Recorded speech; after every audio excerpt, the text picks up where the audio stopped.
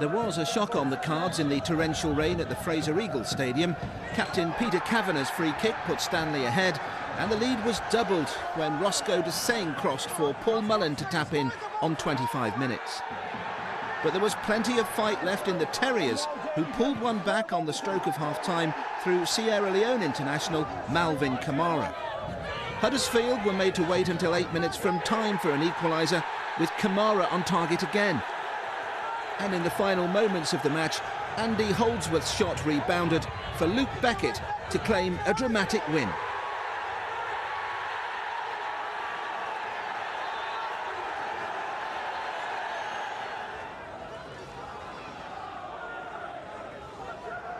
Little is in there, O'Neill is in there, Shotton obviously.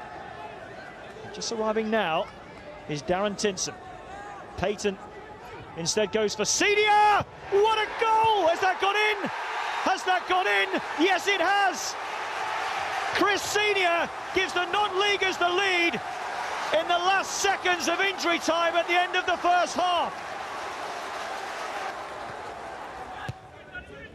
It's done. Shadowed by Sedgemore. Simpson. Payton needs to help out his fullback. Simpson with a good run here. Forced wide by Shotton. And that's the equaliser off the line. Penalty given. And is this going to be a red card? It's a... League One led League Two when Gillingham went in front against Barnet. Nicky Southall's cross and David Graham couldn't miss. But Barnet, who reached round 4 of the Cup last season, fought back in the second half. Gillingham failed to clear their lines, and Ismail Yakubu produced the kind of poacher's finish his Premiership namesake would have been proud of. The League Two outfit completed an upset when Liam Hatch powered home the winner. A Barnet on an FA Cup roll again.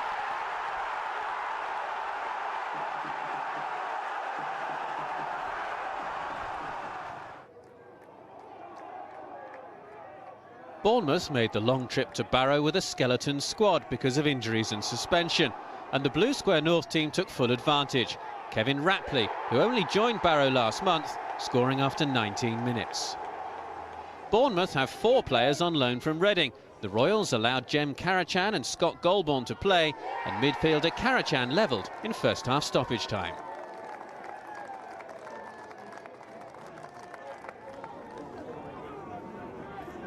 May opt to throw this long, he does so.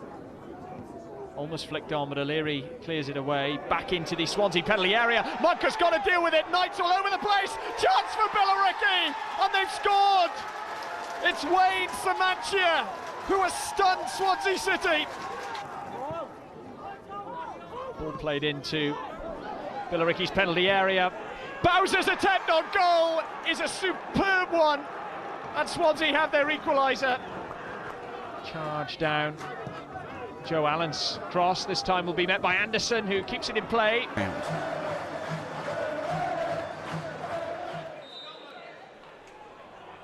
This was Workington's first appearance in round 1 for 25 years, and it's one they won't forget.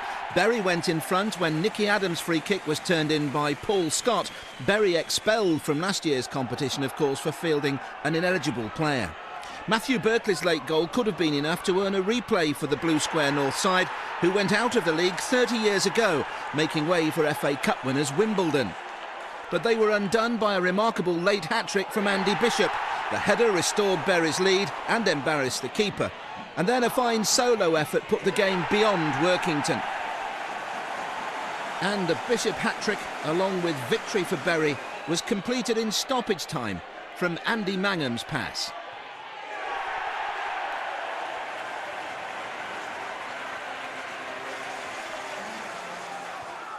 Cambridge United boss Jimmy Quinn celebrated his new contract with a 2-1 win over Aldershot after the leaders of the Blue Square Premier League had taken a first-half lead through Johnny Dixon. But Cambridge pressure told.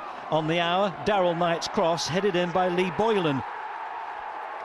And with 5 minutes left, Aldershot goalkeeper Nicky Bull misjudged a free kick by Stephen Reid, and Leo Fortune West was left to tap into an empty net.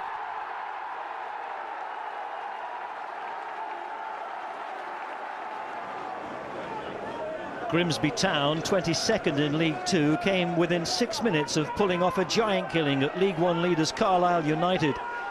with a stunning first-half goal by Paul Bolland, giving the Mariners a deserved lead, which they held on to until the 84th minute.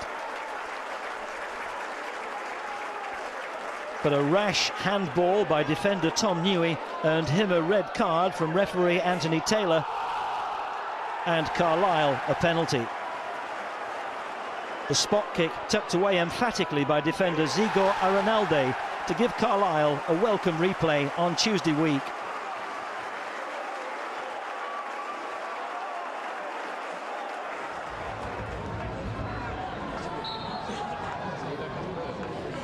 Cheltenham's fans hadn't seen a home win since the opening day of the season. Could the FA Cup change their fortunes?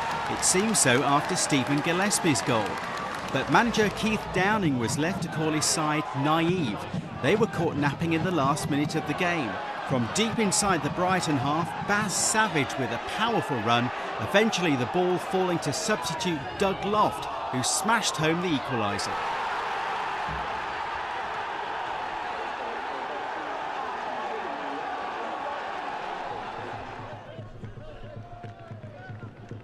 It was League Two against League One at Saltergate as Chesterfield embarked on another FA Cup campaign a decade after their semi-final appearance against Middlesbrough, and the Spyrites went in front as Jack Lester scored for the 15th time this season. But a foul on Chris Shuker brought Tranmere back into the game as the former Mansfield Town striker Chris Greenacre scored from the spot. And the visitors moved ahead in the last 10 minutes as Anthony Kay volleyed in from 15 yards. It was a move he'd begun himself.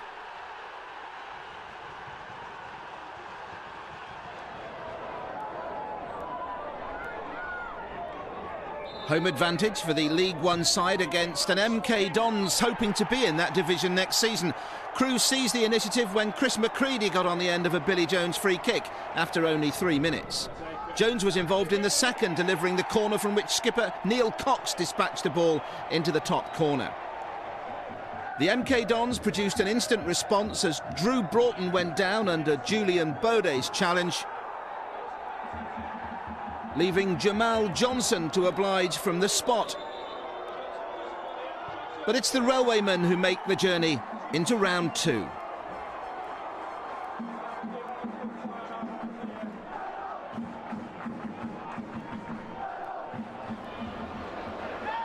League Two Darlington took the lead against their League One opponents. Julian Joachim's knockdown finding Greg Blundell, the home side going ahead on just 8 minutes. But Northampton soon levelled it up. Striker Colin Larkin thought he'd try his own luck from distance, and with a hint of a deflection, it was enough to earn Stuart Gray's side a replay.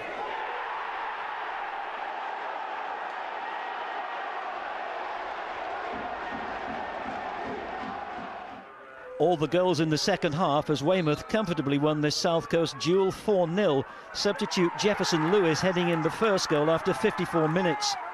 The game then produced a hat-trick scored in 7 minutes by Stuart Bevan. His first slid in from close range after 81 minutes would have ensured Weymouth's place in the second round. But more was still to come from the side 17th in the Blue Square Premier League. With 5 minutes left, Bevan fired in his second goal after more good build-up work by Jefferson Lewis. And with just 2 minutes left on the clock, Bevan completed his quick-fire hat-trick after the goalkeeper had fumbled yet another shot from Lewis.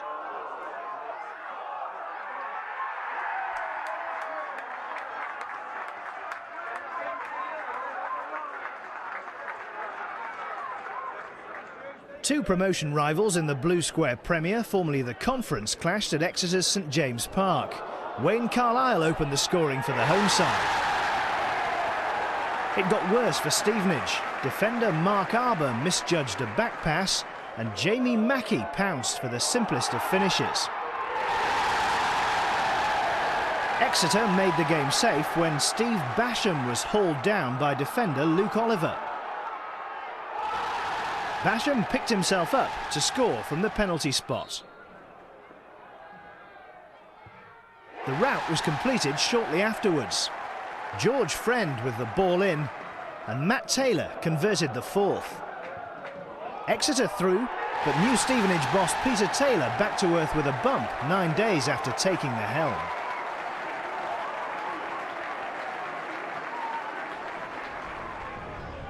Two goals apiece from Darrell Clare and John McGrath fired Burton through against 10 men.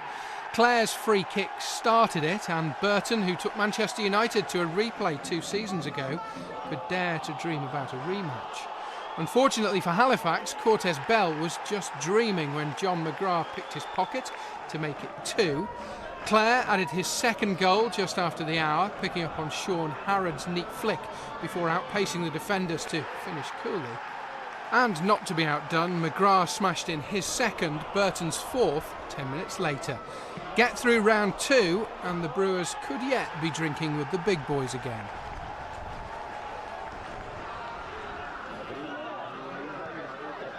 This was a real smash and grab win by Dagenham and Redbridge. The goals though didn't come until the second half. Paul Benson volleyed home against the run of play. In the end, a defensive lapse led to the second goal, but there was no doubting the quality of Sean Hughes' finish. And it was 3-0 in stoppage time. Ben Strevens sealing it for the Daggers. It was hard luck though on Hampton and Richmond.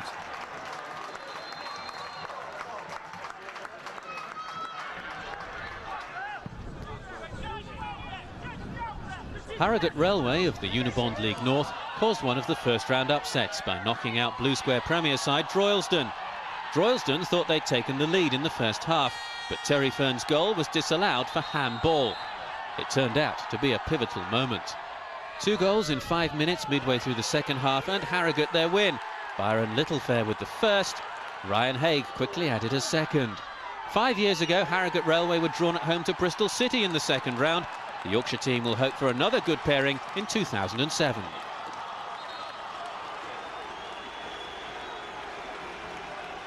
Edgar Street has seen an FA Cup shock or two in the past, and Leeds United in their first-round appearance were looking to avoid being on the end of another upset, and they had a great chance to take the lead. Seb Carroll's long-range shot though straight at Wayne Brown.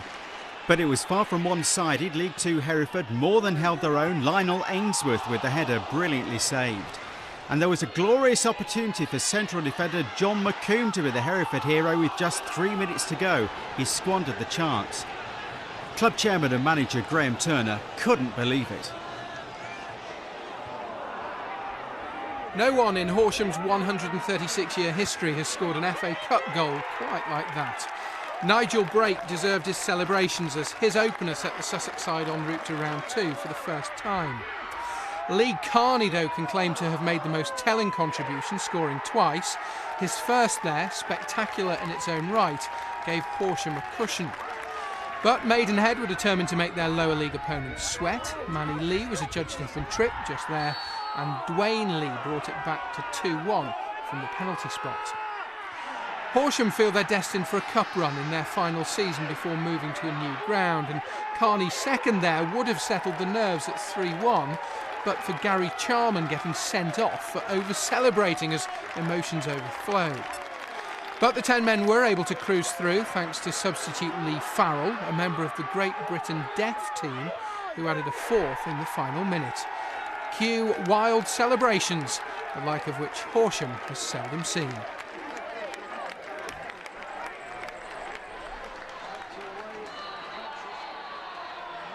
It was an all-League One affair at the Matchroom Stadium, although the form book gave little indication of just what would happen. It looked good for Leyton Orient when it was Wayne Gray who climbed highest and gave them the lead. But the home side never capitalised on it. Bristol Rovers got back